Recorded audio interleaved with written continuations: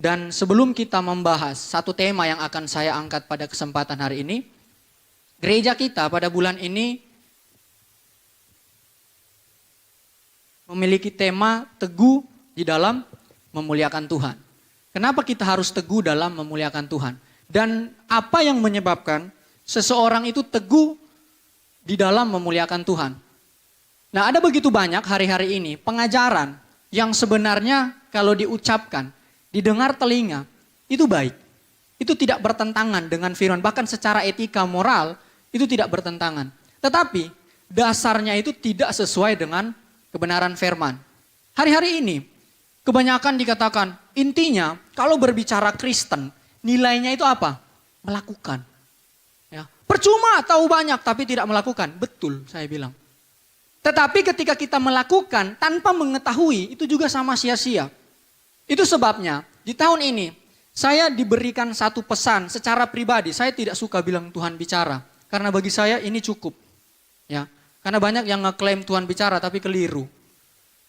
Nah itu sebabnya ada satu pesan dalam Kisah Para Rasul 17 ayat 11. Ini cara bagaimana Bapak Ibu Saudara bisa teguh di dalam memuliakan Tuhan.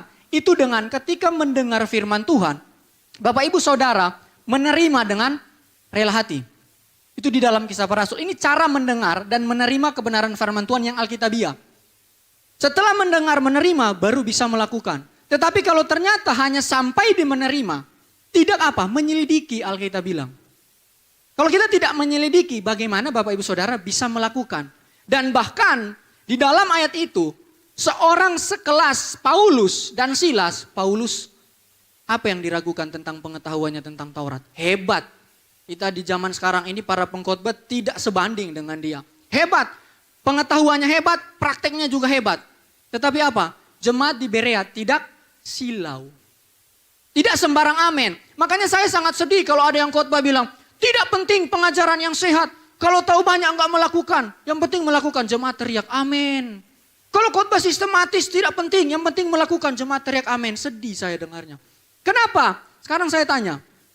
Kalau Bapak Ibu Saudara mengatakan, ada yang katakan khotbah yang sistematis tidak penting, yang penting melakukan. Ada enggak di sini? Kalau dia dipercayakan berkat oleh Tuhan. Kemudian kasih sekolah, anak-anaknya di sekolah yang ngajarnya enggak sistematis. Mata pelajaran agama yang diajarkan cocok tanam. Mata pelajaran matematika yang diajarkan tentang apa? Biologi. Ada enggak? Mau sekolahkan di situ? Halo? Nah itu anehnya kekristenan di zaman sekarang.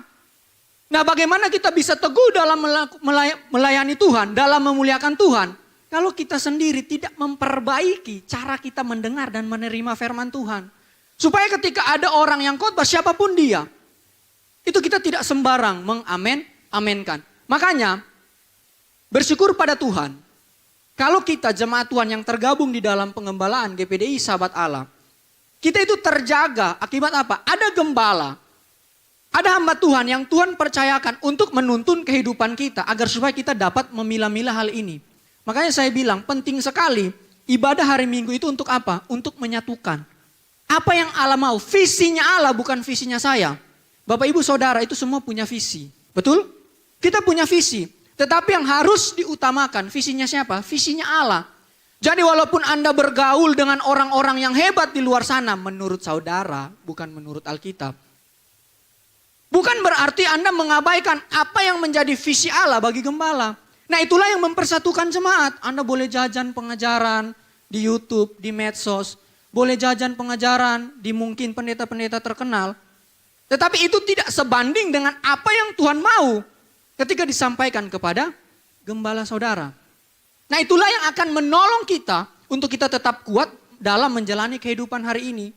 Nah kalau kita tidak mempunyai prinsip ini, bahkan hari-hari ini, kadang saya sedih melihat jemaat Tuhan itu banyak sok tahu. Maaf saya harus katakan ini.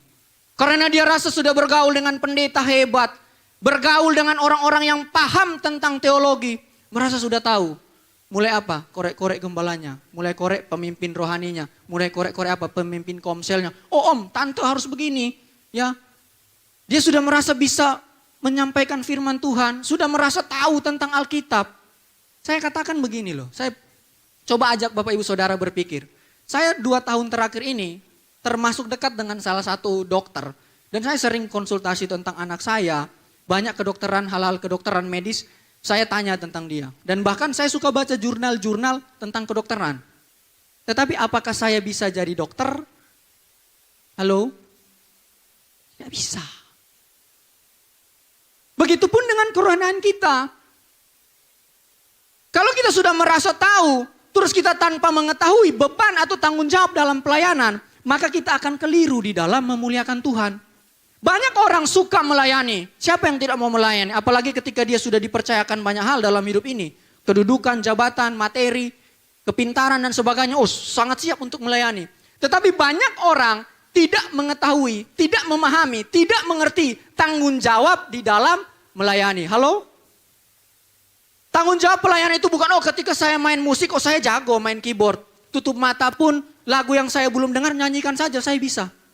Tetapi ketika kita tidak tahu tanggung jawab dalam melayani, maka apa yang kita lakukan tidak dapat mempermuliakan nama Tuhan. Itu sebabnya pengajaran yang sehat, khotbah yang sistematis, pengajaran-pengajaran yang menguatkan dasar kita di dalam mempermuliakan Tuhan itu penting. Melakukan itu hanya respon saja. Respon. Sudah dikhotbahkan dengan baik, diajarkan dengan pengajaran yang sehat. Banyak kok yang gak melakukan. Apalagi tiap hari Anda dikhotbahkan dengan hal-hal yang ampas. Maaf saya katakan ampas. Ayatnya ditafsirkan seenaknya. Ditafsirkan sesuai isi hati untuk membenarkan sang pengkhotbah. Untuk mendukung apa yang dia mau. Sehingga banyak jemaat yang tergiring. Bukan ikut Yesus tetapi ikut pengkhotbah. Ikut hamba Tuhan tertentu. Karena saking fanatik. Dan ini sering saya temukan. Wah om, ini gembala saya di tempat ini. Di satu daerah saya pernah diceritakan. Wah kurang. Karena saya tiap minggu ikut si ini di YouTube. Saya bilang ini jemaat yang tidak tahu diri saya bilang. Karena sehebat apapun saudara. Sepintar apapun saudara. Bahkan contoh orang-orang yang kuliah teologi. Oh saya mau S3 sebentar lagi. Kalau pendeta gembala saya bukan S3, nggak bisa dia gembalakan saya lebih pintar.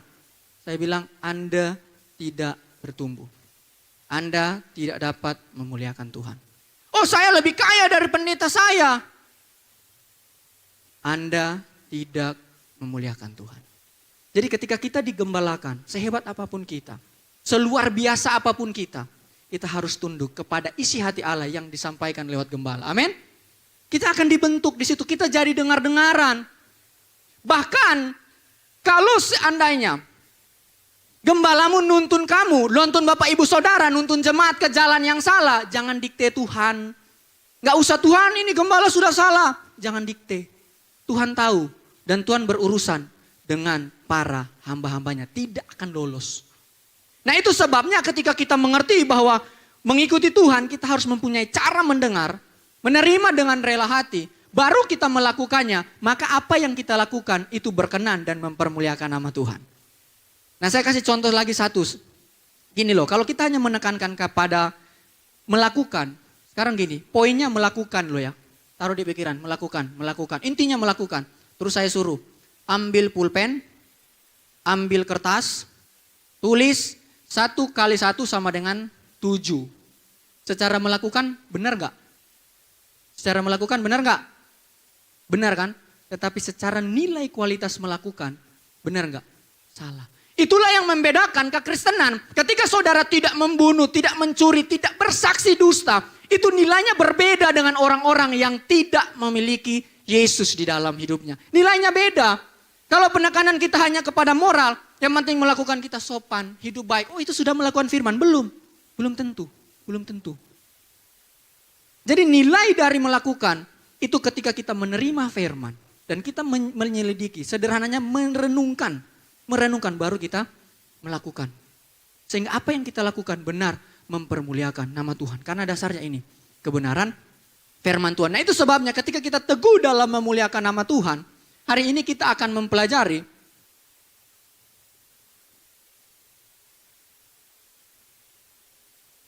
satu tema. Kalau tadi pagi mungkin Bapak Ibu Saudara bisa ikut di YouTube. Masalah menjadi tak masalah.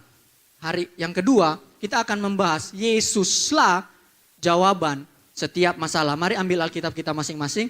Tidak mengapa kita sambil bangkit berdiri. Ambil Alkitab kita masing-masing, Android, apapun itu yang ada Alkitabnya, kita akan baca bersama-sama di dalam Lukas pasal 9. Lukas 9 ayat 16 sampai ayatnya yang ke-17. Lukas pasal 9 ayat 16 sampai 17.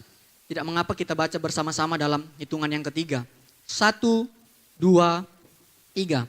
Dan setelah ia mengambil 5 roti dan 2 ikan itu, ia menengadah ke langit mengucap berkat, lalu memecah-mecahkan roti itu dan memberikannya kepada murid-muridnya supaya dibagikannya kepada orang banyak. Dan mereka semuanya makan sampai kenyang, kemudian dikumpulkan potongan-potongan roti yang sisa sebanyak 12 bakul. Puji nama Tuhan, silakan duduk. Nah, pada hari ini kita akan melihat masalah atau Yesuslah jawaban setiap masalah. Kalau kita melihat peristiwa 5 roti dan 2 ikan, ini peristiwa yang tidak asing bagi kita, betul? Karena sejak kita kecil di sekolah minggu, kita diajarkan tentang hal ini. Bahkan sekolah minggu itu ada nyanyian, 5 roti dan 2 ikan, Tuhan Yesus memberkati.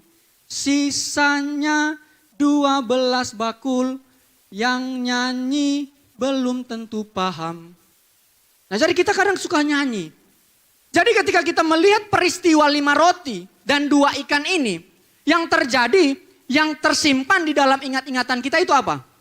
Ada 5 roti, ada 2 ikan, Tuhan bikin mujizat. 5.000 orang laki-laki bisa makan, titik. Selesai. Betul? Dan begitu pun yang terjadi kepada semua peristiwa mujizat di dalam Alkitab. Karena kebanyakan dari kita fokusnya melihat sebuah kebenaran atau sebuah peristiwa itu langsung loncat kepada hasil akhir.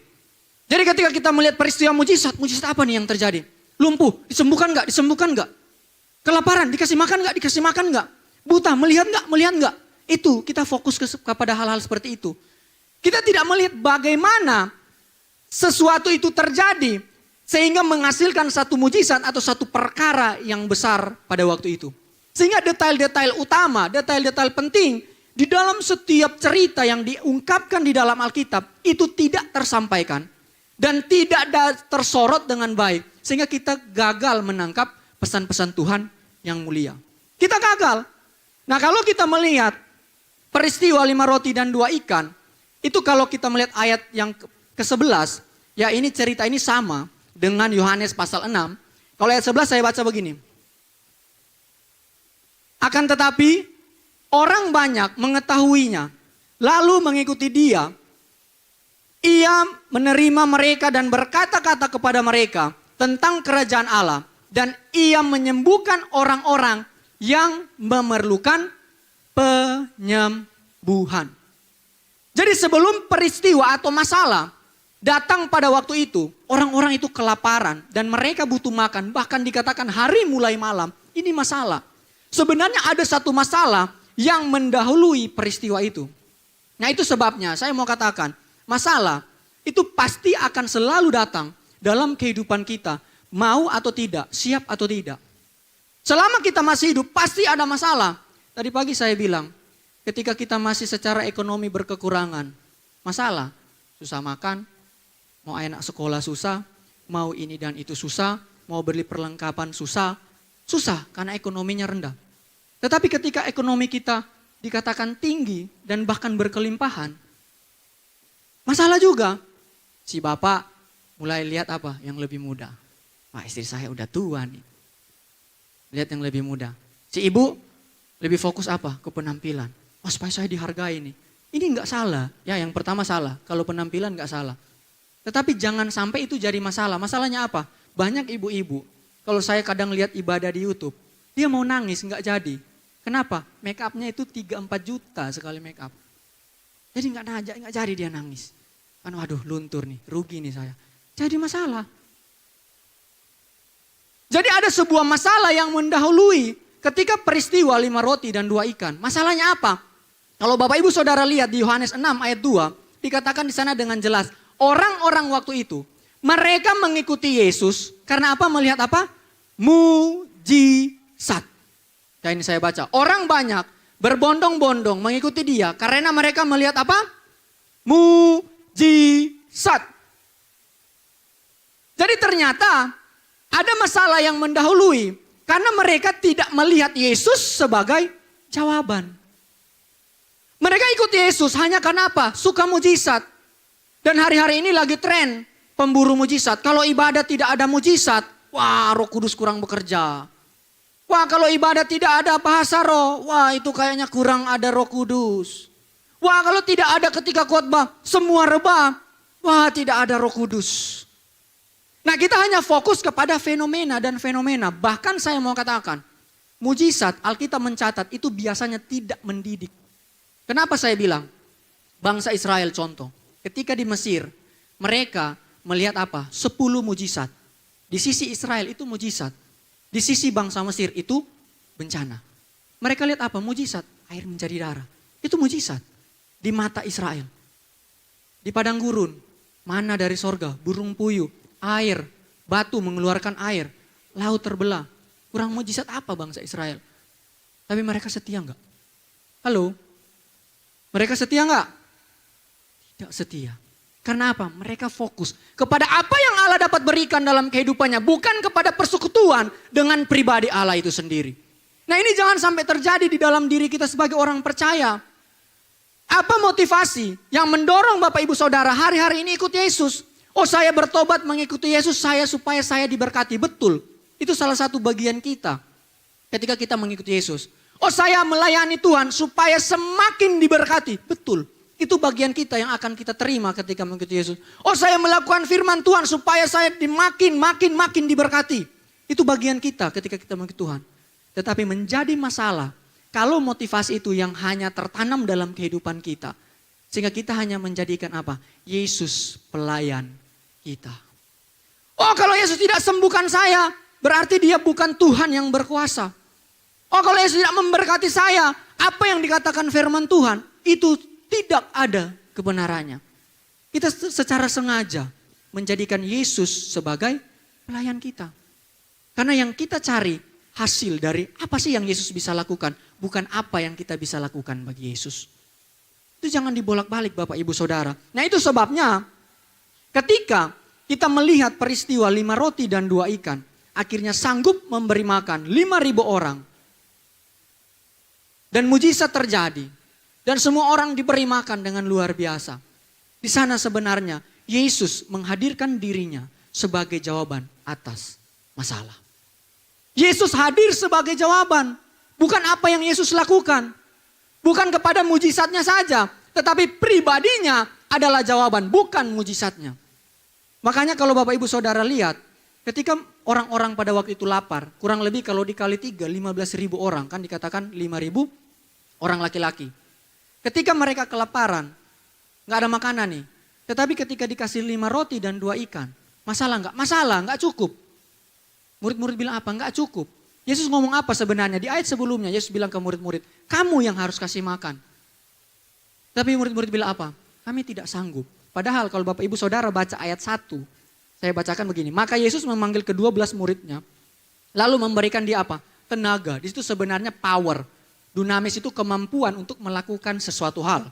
Kemudian dan kuasa sini sebenarnya otoritas, exousia. Itu otoritas artinya kita berkuasa atas segala sesuatu. Kepada mereka untuk menguasai setan-setan dan menyembuhkan penyakit. Padahal di peristiwa sebelumnya, sebelum peristiwa ini, Yesus sudah kasih apa?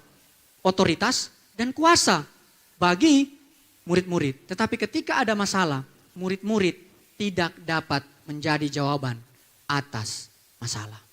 Tidak menjadi jawaban. Nah itu sebabnya pada kesempatan siang hari ini kita sama-sama akan mempelajari mengapa Yesuslah jawaban setiap masalah. Yang pertama, mengapa Yesus itu harus menjadi jawaban setiap masalah? Karena Yesus itu sumber mujizat. Sumber, dialah sumbernya. Nah cuman kebanyakan dari kita sebenarnya tidak dapat membedakan apa pemeliharaan, apa berkat Tuhan, apa mujizat Tuhan. Ini beda Bapak Ibu Saudara. Nah saya kasih tahu ini supaya Bapak Ibu Saudara ketika bersaksi tidak salah-salah. Terima kasih Tuhan, Tuhan sudah memberkati saya. Padahal bukan berkat, pemeliharaan. Oh terima kasih saya sudah menerima mujizat. Padahal bukan mujizat, berkat. Oh terima kasih Tuhan saya sudah dapat mujizat. Padahal bukan mujizat, pemeliharaan. Jadi kita kadang tidak melihat secara spesifik. Nah itu sebabnya saya tunjukkan. Mengapa penting Bapak Ibu Saudara mengenal Tuhan lewat firman. Bukan dari Tuhan bicara. Bukan dari oh Tuhan kasih tahu ke saya. Ini orang-orang yang saya bilang malas belajar. Jadi kalau ada orang yang sedikit-sedikit khotbah, Tuhan bicara, ini orang yang malas belajar, malas bersekutu dengan Tuhan, malas berdoa. Kemudian ketika habis materi, dia gampang bilang jemaat, Tuhan bicara jemaat, Tuhan bicara, Tuhan bicara. Cek, sesuai enggak dengan firman Tuhan. Nah jadi berbicara pemeliharaan, kita harus bedakan dulu. Pemeliharaan itu begini, semua orang yang tidak memiliki Yesus dalam hidupnya, siapa saja di dunia ini, itu dipelihara oleh Tuhan. Mau hewan, tumbuhan itu dipelihara. Ya, burung di udara dipelihara. Jadi semua menikmati bagian ini dari Tuhan. Pemeliharaan Tuhan. Kemudian ini, berkat. Di dalam iman Kristen, di dalam Alkitab, tidak semua orang menikmati berkat Tuhan. Kenapa? Berbicara berkat itu sesuatu yang Tuhan tambahkan. Berdasarkan apa? Karena kita memuji Tuhan. Ada kemuliaan Tuhan, mempermuliakan nama Tuhan. Bahkan di dalam Yunani kuno, kata ini, kata berkat itu berkaitan dengan apa? Hadiah. Jadi Bapak Ibu Saudara minta tidak minta, Tuhan kasih. Kayak saya diberkati Tuhan di masa pandemi. Ketika kondisi lagi susah, Tuhan kasih anak yang kedua. Berkat, bukan bencana. Ya, jadi berkat. Jadi berkat minta tidak minta, Tuhan tambahkan. Untuk apa? Untuk mempermuliakan Tuhan, itu ingat. Jangan sesuatu yang Tuhan tambahkan, kemudian menjauhkan kita dari Tuhan. Bapak Ibu Saudara bilang berkat. Nah kemudian mujizat itu sesuatu yang spektakuler berdasarkan kedaulatan Allah. Jadi bukan kita yang atur-atur. Spektakuler berdasarkan kedaulatan Allah. Jadi kalau Allah mau mengadakan mujizat, ada saya atau tidak ada saya, ada seorang hamba Tuhan atau tidak ada seorang hamba Tuhan, mujizat itu pasti terjadi. Karena itu kedaulatan Allah, kita nggak bisa ngatur-ngatur, kita nggak bisa prepare, saya bilang. Ya. Nah itu sebabnya ketika kita tahu mujizat itu sesuatu yang melawan atau membuat sebuah hal yang mustahil menjadi tidak mustahil. Itulah berbicara tentang mujizat. Nah berbicara Yesus sumber mujizat berarti tidak ada sesuatu yang tidak dapat Yesus kerjakan. Betul? Selagi tidak bertentangan dengan pribadinya sebagai Allah yang kudus, Allah yang suci, Allah yang benar, dan Allah yang kasih. Selagi tidak bertentangan dengan hal itu, Yesus bisa lakukan. Karena dia apa? Sumber mujizat. Nah kalau kita melihat Bapak Ibu Saudara, pada bagian ini sebenarnya kalau saya tanya dulu gini, ayat 16. Kira-kira ketika mujizat 5 roti dan 2 ikan, di tangan siapa roti dan ikan itu jadi banyak? Dan bisa bantu saya enggak?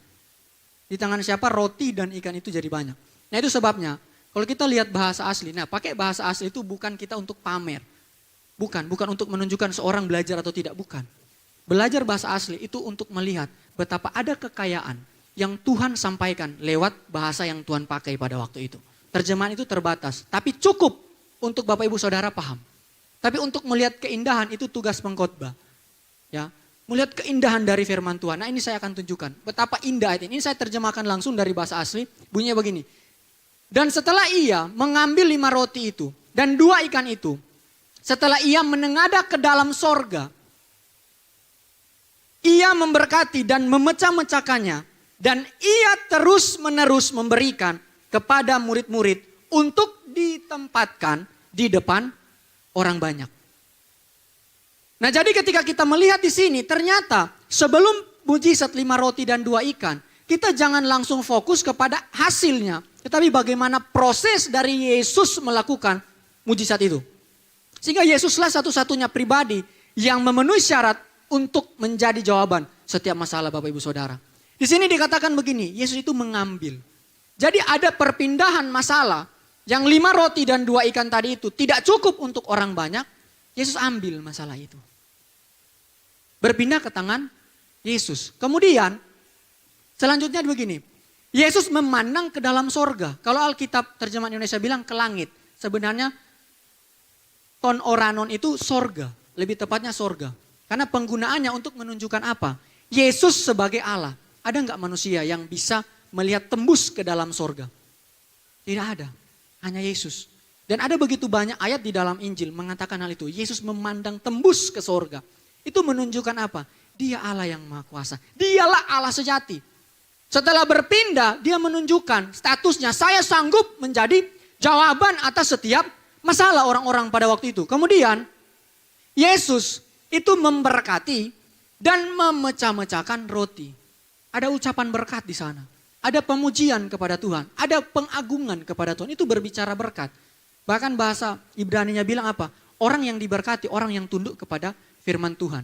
Karena kata berekah, berek itu lutut. Berkaitan dengan apa? Penundukan. Jadi Yesus mengucap syukur. Yesus mengagungkan Bapa yang mengutus dia. Kemudian ini yang menarik. Yesus itu apa? Memberikan terus menerus. Coba Bapak Ibu Saudara lihat. Mujizatnya terjadi di tangan siapa? Di tangan Yesus. Jadi bukan ketika murid-murid bagikan, oh masih ada. Enggak. Mujizat itu terjadi di tangan Yesus. Ketika Yesus menengadah ke langit. Kira-kira kalau saya boleh kasih contoh seperti ini. Dia mengambil roti dan ikan itu, kemudian dia bagikan. Bahkan Injil Yohanes bilang apa? Sekehendak yang mereka mau. Mujizat itu terjadi di tangan Yesus. Jadi bagaimana kita melihat proses mujizat itu terjadi? Jadi kalau ada hari-hari ini yang bergumul sakit penyakit, bergumul suaminya tidak bertobat, istrinya yang cerewet, anak-anaknya yang pemalas, yang suka membangkang orang tua, jangan langsung bilang mana kok Tuhan gak tolong. Ya lihat prosesnya. Kita sudah gak memberikan masalah kita kepada Tuhan? Indah tangan. Sudah gak kita melihat dia sebagai Allah yang sanggup menolong kita? Sudah gak kita melihat bagaimana masalah itu sebagai sebuah hal untuk mendidik kita menjadi orang-orang yang setia kepada Tuhan. Kemudian bagaimana kita melihat mujizat itu terjadi di dalam kehidupan kita. Prosesnya yang perlu Bapak Ibu Saudara lihat, bukan hasilnya. Bagaimana kalau apa yang kita rindukan, apa yang kita inginkan, itu tidak sesuai dengan yang kita harapkan. Kita akan mundur mengikuti Yesus. Buktinya apa? Kalau baca Yohanes pasal 6, peristiwa yang sama, orang yang sama, orang yang makan 5 roti dan 2 ikan. Orang yang sama juga itu meninggalkan Yesus. Mengapa? Karena pribadi Yesus tidak menjadi jawaban dalam hidup mereka. Nah itu sebabnya kalau Bapak Ibu Saudara lihat berbicara sumber mujizat. Ketika Petrus dan Yohanes masuk ke gerbang indah, Kisah Rasul pasal 3. Ada seorang lumpuh yang duduk di depan situ. Sejak lahir dikatakan dia di situ. Ketika seorang lumpuh ini melihat Petrus meminta belas kasihan. Apa yang Petrus lakukan? Apakah Petrus langsung bilang, woi bangkit berjalan? Enggak. Petrus sodorkan sumber mujizat itu. Dia bilang dalam nama Yesus bangkit dan berjalanlah. Pribadinya yang dikasih. Jadi hari-hari ini kalau ada orang atau hamba Tuhan yang mengaku, oh saya sebagai pelayan mujizat. Enggak ada saya bilang. Mujizat itu bukan atribut kita. Ya. Bahkan hari-hari ini, bahkan dari sejak dulu pun saya lihat, saya agak aneh bahkan sebelum saya belajar. Kok KKR kesembuhan itu di-prepare? Saya bilang bukan gak boleh, tapi agak kurang pas. Jadi seakan-akan orang yang bikin acara, contoh saya, hadirilah KKR kesembuhan yang dilayani oleh pendeta Rian. Contoh kayak gitu. Kok saya bisa prepare gitu loh, sesuatu yang berkaitan dengan kedaulatan Allah. Gak bisa. Gak bisa kita prepare, gak bisa kita bentuk panitia, supaya malam itu akan jadi mujizat. Walaupun kita beriman, cara kerjanya tidak seperti itu Bapak Ibu Saudara. Makanya jangan mudah lihat, wah lagi lari pagi ya. Dalam sembuh. Saya kurang percaya dengan hal-hal seperti itu. Karena Alkitab tidak mengajarkan seperti itu. Ya, entah Bapak Ibu Saudara setuju dengan saya atau tidak. Tetapi itulah yang Alkitab katakan. Seluruh nabi-nabi, seluruh rasul, murid Yesus pada waktu itu. Alkitab mencatat. Tidak ada satupun yang mengklaim dirinya sebagai pelayan mujizat. Tidak ada. Bahkan mereka selalu menyadari bahwa diri mereka hanyalah sarana untuk mengadakan mujizat. Bukan siapa-siapa, sarana itu kayak ini. Ini gak akan berfungsi kalau saya gak pakai. Sehingga ini tidak akan dapat dilihat. Tidak ada gunanya, tidak ada artinya. Tetapi kebalikan. Hari-hari ini sarana itu lebih besar dari Yesus. Jadi Yesus harus ikut. Ini loh Yesus ya. Kita ada prepare acara ya, mujizat ya. Nanti ada orang sakit datang ya. Pokoknya Yesus harus sembuhkan deh. Kalau nggak sembuhkan, ya nggak berkuasa gitu loh. Nah jadi jemaat kalau tidak tahu, tidak mengerti, tidak berpedoman, berpatok kepada kebenaran firman Tuhan, kita akan mudah tertipu, kita akan mudah terkesima dengan sesuatu yang tidak sesuai dengan kebenaran firman Tuhan. Nah ketika masalah datang dalam hidup ini, apakah kita hanya fokus mencari solusi? Apakah kita hanya fokus mencari jawaban apa dari masalah yang kita hadapi? Oh kalau saya sakit, Tuhan dokter sudah bilang gak ada harapan nih. Dokter bilang sudah tinggal menghitung hari nih saya hidup. Mana mujizat kesembuhan? Kalau disembuhkan, kalau enggak. Halo? Tuhan, katanya kalau di dalam masa yang sukar ini, kalau saya berharap sama Tuhan, saya rajin berdoa, saya setia, melayani dan sebagainya. Tuhan pasti bebaskan saya dari masalah yang sukar ini. Masa-masa yang sulit ini, bisnis usaha saya bangkrut, saya baru di PHK, mana Tuhan? Pekerjaan yang baru, mana Tuhan? Bisnis yang naik yang Tuhan janjikan. Kalau dijawab, kalau tidak sesuai dengan yang kita mau. Nah ternyata kadang yang kita cari bukan apa yang Tuhan mau. Tetapi apa yang kita mau untuk Tuhan lakukan. Kita maksa Tuhan, kita dikte Tuhan untuk melakukan mujizat. Jadi Tuhan harus A, harus B, harus C.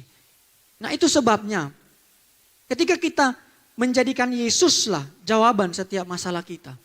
Maka yakin dan percaya apapun keadaan yang kita hadapi, kemustahilan apapun yang kita hadapi hari-hari ini. Tidak akan membuat kita mundur di dalam mengikuti Yesus. Sebab apa? Sebab kita tahu Yesus sumber mujizat. Amin. Dialah sumber mujizat. Jadi tidak ada yang mustahil. Jadi jalani saja walaupun hari ini pertolongan Tuhan belum Anda lihat, belum Anda rasakan, belum Anda alami. Tetapi yakin dan percaya pertolongan Tuhan itu tidak pernah terlambat di dalam kehidupan Bapak Ibu Saudara. Itu poin yang pertama. Mengapa Yesuslah jawaban setiap masalah. Poin yang kedua.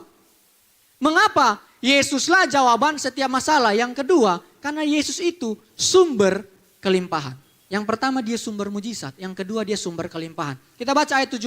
Dan setiap mereka telah makan, bahkan setiap mereka telah dipuaskan. Ini menarik sekali dalam bahasa aslinya. Juga ia telah dibawakan roti dan ikan yang berkelimpahan.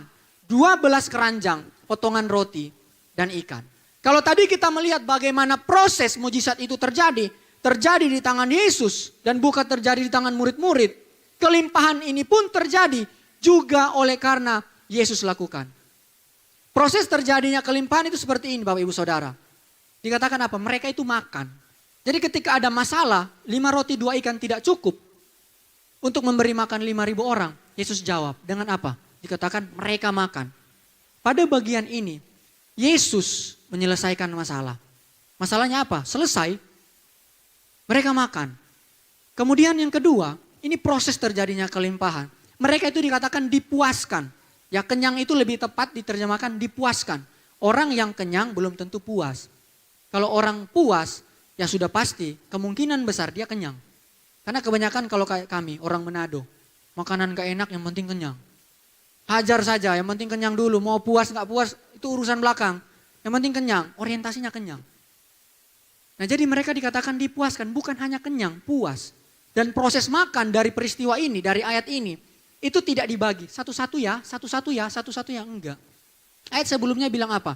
Ketika mujizat itu terjadi, keranjang-keranjang itu ditaruh di depan kelompok 50 orang. Jadi ada 50 orang dibagi, kemudian ditaruh. Jadi terserah, mau makan 2 ke ikan, mau makan 3 ke roti, mau makan 5 ke ikan, terserah. Sekehendak kita. Jadi mereka dipuaskan. Kemudian ini yang menarik. Mereka itu berkelimpahan. Kalau bagian terakhir yang saya kasih merah, yang di ayat 17 dibilang begini, juga ia telah dibawakan roti dan ikan yang berkelimpahan. Jadi kalau lagu sekolah minggu bilang apa? Sisanya kurang tepat. Itu bukan sisa Bapak Ibu Saudara. Berkelimpahan. Jadi ketika Yesus mengadakan mujizat, mereka sementara makan, sudah dipuaskan, ternyata masih ada kelimpahan. Mujizat itu masih terjadi, masih berlangsung. Bukan sisa loh ya, beda. Penekanannya sisa dengan berkelimpahan. Bahkan dibilang begini, ia dibawakan roti dan ikan yang berkelimpahan. Artinya ayat ini menegaskan kepada kita bahwa walaupun sudah makan, sudah dipuaskan. Jadi Yesus bilang, siapa yang mau bungkus-bungkus. Ini menariknya. Siapa yang masih mau bawa untuk pulang, bawa untuk di perjalanan. Sehingga dikatakan apa? Orang yang bungkus tadi, itu kira-kira banyaknya 12 keranjang. Jadi ada berkelimpahan 12 keranjang. Bersyukur saya bilang, ketika saya mempelajari ayat ini, syukur tidak ada orang Manado. Kalau ada orang Manado, tidak cukup ini 12 keranjang. Syukur saya bilang. Jadi saya ketawa sendiri kalau baca, oh Tuhan untung saya nggak ada. Kalau nggak ada, nggak cukup ini 12 keranjang. Mungkin dikatakan 20 atau 30 keranjang. Jadi Yesuslah sumber kelimpahan di dalam kehidupan kita. Nah itu sebabnya ketika Bapak Ibu Saudara melihat bagaimana proses kelimpahan itu terjadi. Bagaimana Yesus beracara di dalam setiap masalahmu. Ketika Yesus dijadikan jawaban atas setiap masalah, maka masalah itu bukan hanya diselesaikan, tetapi masalah itu dikendalikan. Ya dipuaskan itu berbicara Yesus mengendalikan masalah. Tidak berhenti kepada selesai. Yesus mengendalikan masalah. Kemudian setelah dikendalikan, berkelimpahan itu berbicara Yesus meniadakan masalah. Betapa indahnya kalau Bapak Ibu Saudara hidup berjalan bersama Yesus. Betapa indahnya kalau kita menghadapi persoalan di dalam hidup ini. Kalau Yesuslah, pribadinya lah yang dijadikan jawaban atas setiap masalah. Karena masalah itu bukan hanya selesai, tetapi Bapak Ibu Saudara dimampukan untuk mengendalikan masalah itu. Sehingga persoalan yang sama kalau dia muncul lagi, kita sudah tahu, wah solusinya gini, caranya gini. Jadi bukan hanya berhenti di selesai, bahkan meniadakan masalah. Jadi adakah solusi yang lain di dalam hidup ini yang kita andalkan selain Yesus? Nah maka daripada itu Bapak Ibu Saudara sangat disayangkan kalau kita sebagai anak Tuhan, kemudian kita tidak menyadari Yesuslah jawaban dalam kehidupan saya. Kita berorientasi kepada kekuatan kita. Kita berfokus kepada solusi yang kita anggap baik. Yang kita anggap benar. Mengandalkan kekuatan kita. Berusaha dengan apa yang kita mau. Berusaha dengan apa yang kita inginkan. Sangat-sangat disayangkan. Sebab ketika kita berusaha mengandalkan kekuatan kita. Alkitab dengan jelas dan tegas mengatakan terkutuklah orang yang mengandalkan manusia. Terkutuk. Bukan bilang jahat, terkutuk. Nah itu sebabnya Bapak Ibu Saudara, hari-hari ini apa yang menjadi jawaban dalam kehidupan kita?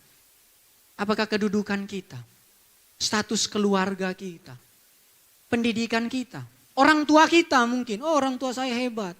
Atau anak-anak kita, oh anak saya itu bisa melakukan banyak hal. Apa yang menjadi jawaban atas setiap masalah kita? Hari ini firman Tuhan menyadarkan kita kembali bahwa untuk Yesus menjadi jawaban dalam setiap masalah. Mengapa Yesus menjadi jawaban?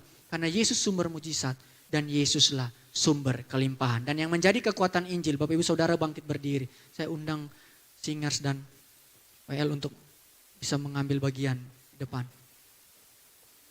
Yang menjadi kekuatan Injil, menyadari bahwa Yesuslah jawaban setiap masalah. Memberikan rasa aman ketika Bapak Ibu Saudara menghadapi masalah. Karena Yesus adalah sumber mujizat dan kelimpahan di dalam hidupmu.